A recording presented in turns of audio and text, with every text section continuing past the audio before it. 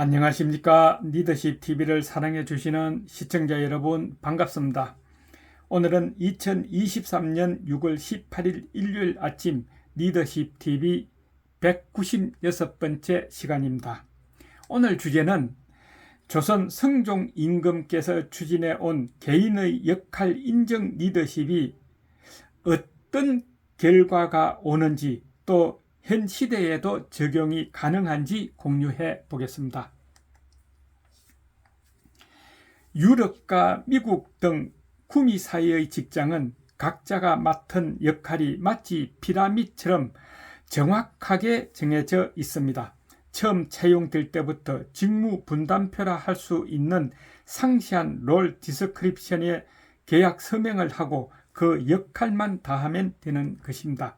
따라서 그 역할은 어느 누구에게 침범당해서도 안 되고, 또 남의 역할을 침범해서도 안 되는 것이 원칙입니다. 그런데 우리나라의 직장은 공동 역할에 공동 책임을 지지요.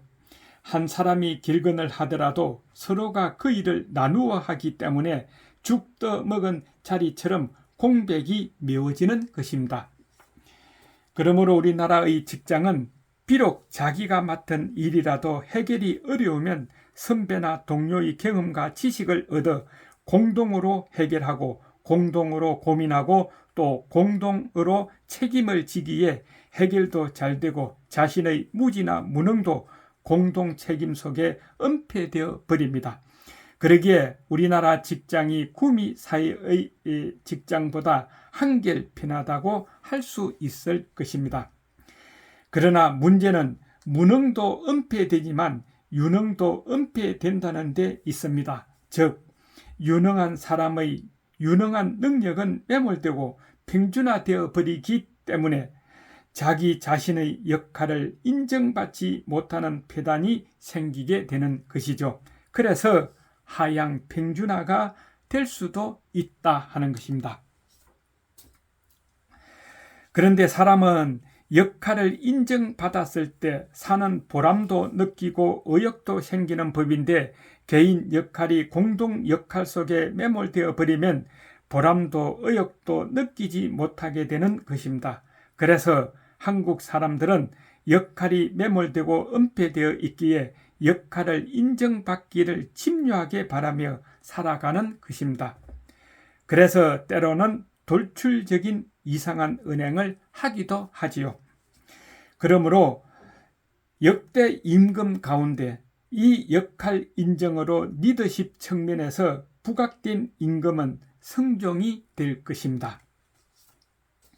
성종은 경연이 끝나면 반드시 편전에 나와 앉아 6명의 성기들로 하여금 각기 소속된 각 사의 공사 안건을 올리게 하여 심의하고 결재를 하였습니다.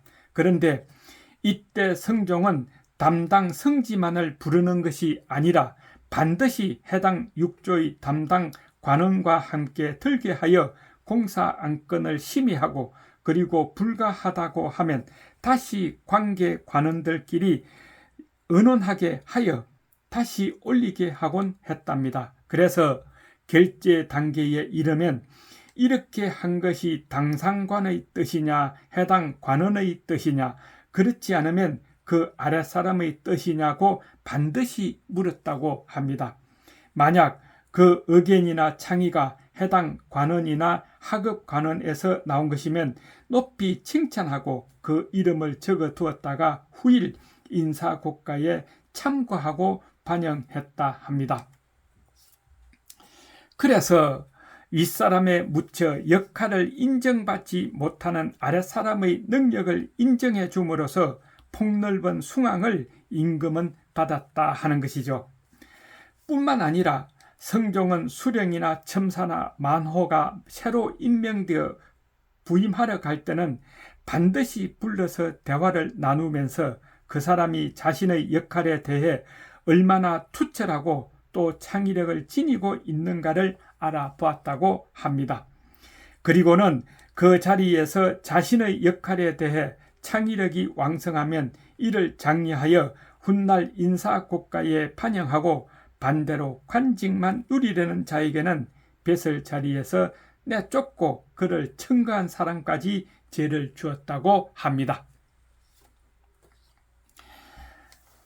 이것 현 시대에도 되살리고 싶은 리더십이 아닐까요? 특히 정치인들에게 또는 공직자에게 말입니다. 이와 같이 한국적 감성 리더십의 가장 한국적인 비결은 거느리고 있는 사람의 역할을 세밀하게 관찰하고 인정해 주는 일인 것입니다. 그 사람의 재능이나 개성이 여러 사람과 다른 그 무엇을 지니게 마련이며 그것을 예리하게 뽑아내고 가려내어 알아주고 인정해 줄 때 지도자로서의 리더십이 확고해지고 강해지게 된다는 것을 깨우쳤으면 합니다. 끝까지 시청해 주셔서 감사합니다. 건강하세요. 리더십TV의 하준호였습니다. 다음 주에 뵙겠습니다.